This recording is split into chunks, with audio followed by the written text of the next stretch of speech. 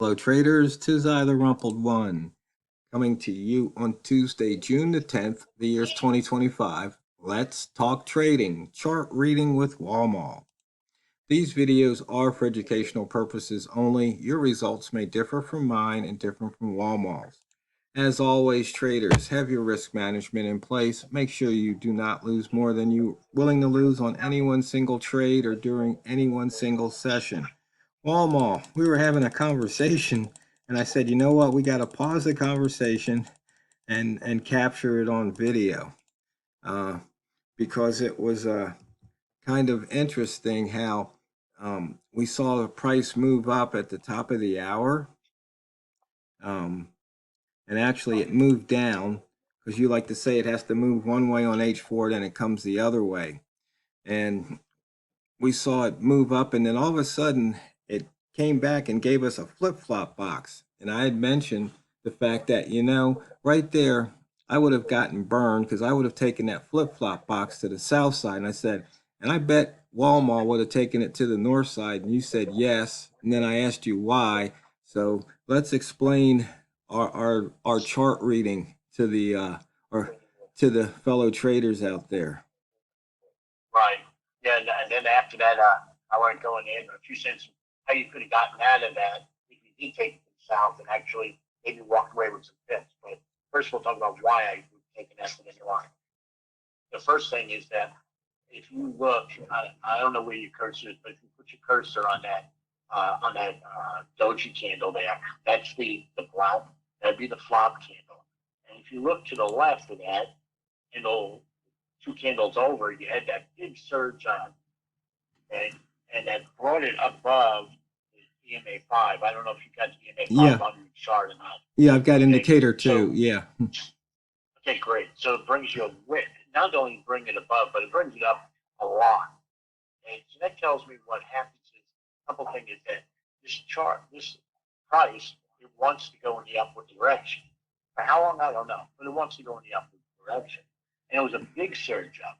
And generally speaking, you know, unless there's news, some type of news event or something like that, when you get a big surge up, what price likes to do is it likes to go sideways a little bit, you know, for a candle or two or three. You know, I don't know how long, but it likes to do that.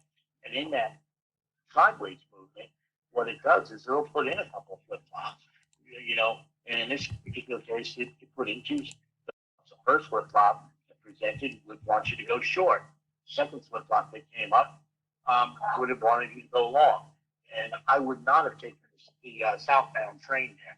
The reason why is because we had a huge surge up, and but the thing is, and we're still above EMA 5 or indicator 2, whichever way you want to go and look at that.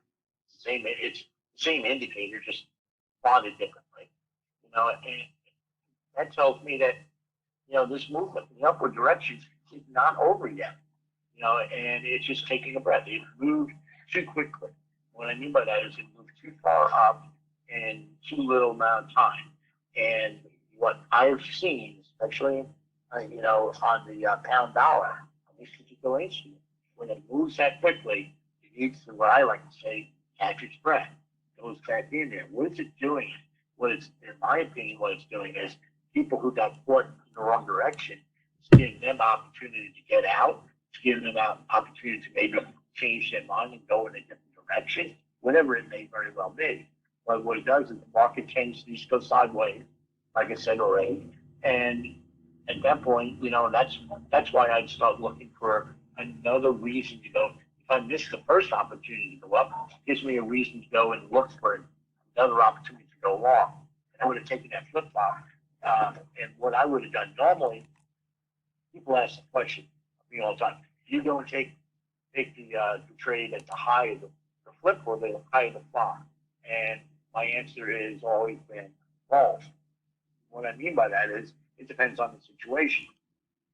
I would not have taken the long at the high of the flop, and the reason why is because it was, first of all, it was an inside bar, and it was significantly smaller than all the other bars around it. So I would have waited until price got all the way up to the top of the flip candle. And so that would have meant that I wouldn't have taken the trade on the first candle after. I would have taken the trade on the first candle after that flip flop presented itself. I would have gotten in somewhere around 16.7, 16.8, something like that, and I would have run that all. I would have put my TP at 35, 35.25, but at the same time, my finger would have been on the button to go and exit the trade as soon as I got within a pip or so of that. And the reason why is because that's a psychological line. Anything could happen there. I see anything crazy happening there, I would have gotten down. So I probably would have gotten down somewhere, I don't know, with, 35, 23, 35, 24. But that would have been a nice 6 pip trade. So that would have been my rationale there. Okay, it's funny as you were talking. Let's see, 1, 2, 3 candles ago, there was a flip flop. I took it, but I was listening to you, and it gave an opportunity to take 2 pips, and I didn't take it. So right now it's down 11 pips. Yeah. And that was a flip flop to the south. So I'm wondering. Once again, I would. Yeah, go ahead. Let me go and comment on that. Once again, that would have been a trade I would never take. And again, the reason why is because the market itself is presenting itself as a market that wants to run up. Okay, it hasn't changed. Look, it's more difficult to see this on indicator too than it is on using it as squiggly line. I know our feelings on squiggly lines, but if you look at you can even see it with indicator two. If you look at indicator two and look at the dots, okay, there's an upward direction on those dots. In other words, the slope is positive. Right. As we used to say in high school, M is greater than 0. Okay, it's moving up. That tells me that I think fine. I got a flip flop to the south, but the overall flip flop here, or the overall red market there, is still in the upward direction. Yes, it's slowed down, but it's still in the upward direction. That tells me. Doesn't tell me to go and take a long there. It tells me not to take a short there. Right. That's the reason why I wouldn't take that trade. And the other reason was because not to take that trade is because M30 was green. And I just jumped in. I took another short here. It got me in at 27.8. Just because. Yeah. And my average is right there at 25. So here's a flip flop box. So I'll put another trade on just because. Now my average is 25.6. Here's a reason why you may want to take that trade, and that is what's now candle 1. If you notice, at least on my chart, it was actually a gap down. And yes, gaps get filled, but gap going in the direction of the gap usually works out because that tells me in this particular case, there are a lot of sellers sitting up there. You don't want that price to go above where it opened up at. And they literally push the price down. And so, yes, it may go back and fill that in, but it generally wants to do that. And just taking that idea, in addition to that, now look at the slope of those indicator 2 dots or at EMA 5. Okay, it was when you would have gone into that trade, you would have gotten in at 27 on that flip flop, and you would have been up like 2.5 pips or so. Right. Okay, and yet the direction of the slope of that EMA has gone the other direction. It's just everything is now saying, okay, we've we used to go and say in the stock market we've overperformed, but now we've got to go and it's time to collect our profits before the bears come in and take all our profits away. So it's an indication to go the other direction. So if you were in a long, get out, and if you're a bear, so like today, maybe I'll be able, let's say I made a mistake and get in way back when with that first trade we talked about. Okay, here's an opportunity where I can make up some of that loss. Right. Now, the thing is, on that, when we were talking earlier, getting in on that short where I did, that was against the M30 candle color. That was one. Number two, there was a return bar, that big bear bar. If you look left on the M30 chart, that's right where I entered, so it was like a lot of things that didn't happen right. And just now on these 3 trades, I could have actually gotten out with maybe a pip on this, but I'm playing this Yeah. one because, we're away from, we're like 8 pips away from indicator 2 on M30. And when you look back, you see how it might take it a couple of bars, but it will come back to that indicator 2. And so Yep. having to make have your exit somewhere between, in this case, somewhere above that indicator 2. So on the next bar, wherever indicator 2 is, I need to make sure my average is above it. And Yep. that should give Yeah. me an out.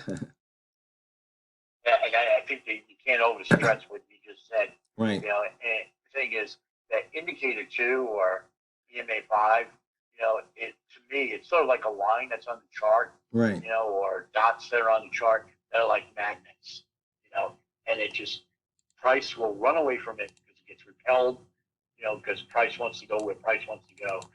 But what happens is that line or those dots act like a magnet, pulling price back to it, and it pulls it back to it either two different ways. Either one, price just literally runs right back to the line, or the price or the line gets pulled up to the price.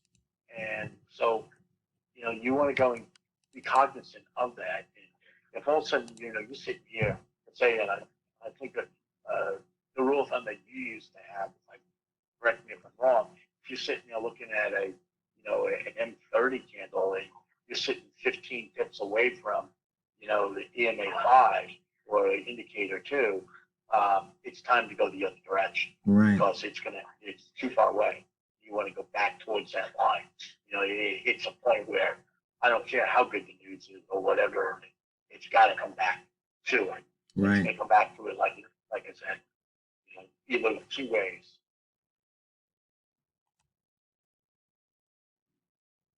By the way, we're right now it's having this thing right now that's happening, but we're at the open of the week right now, Yeah, and so it's not sure if it wants to go below it or above it. yeah. I just got out of that trade. I think I made 3 pips because what I did was Yeah, I noticed that the first trade and I think the second trade, basically one canceled the other. So I just got out, and then the other one showed 3 pips. It's like, hey, I'll take my 3 pips and be happy. exactly. And that was what I was alluding to in the very beginning of this call was that even if you get into a trade that maybe didn't work out, if you go and play the rules, and what I mean by play the rules, I mean you taking trades with the signal. What'll happen is you should be able to able to be okay, because what'll happen is you may lose 3-4 pips on one trade, but you get the next trade that's after it, and it's going to run back the other direction. Maybe it runs back the other direction again, 3 or 4 pips, and actually know you're at break even. Or in your case, because you took 2 trades, well now you're at break even plus you got one where you made money on it. So the first 2 trades canceled each other. The third trade actually made you money. Right. And that's the importance of not being over leveraged, friends. Because if you're over leveraged, you can't take that second and third trade. You got to go and make sure that you're playing within the confines of what you have available to you in terms of taking a trade. Exactly. And you know what? The fastest 15 minutes in trading is just about over. So, fellow traders, let us know if you have any questions about how we were reading the chart, and how to use some of those tools. Yeah, I always tease people about squigglies, but it doesn't matter because it's not what you trade, it's how you trade it. So go out there and drain the banks. This is the Rumpled One, over and out.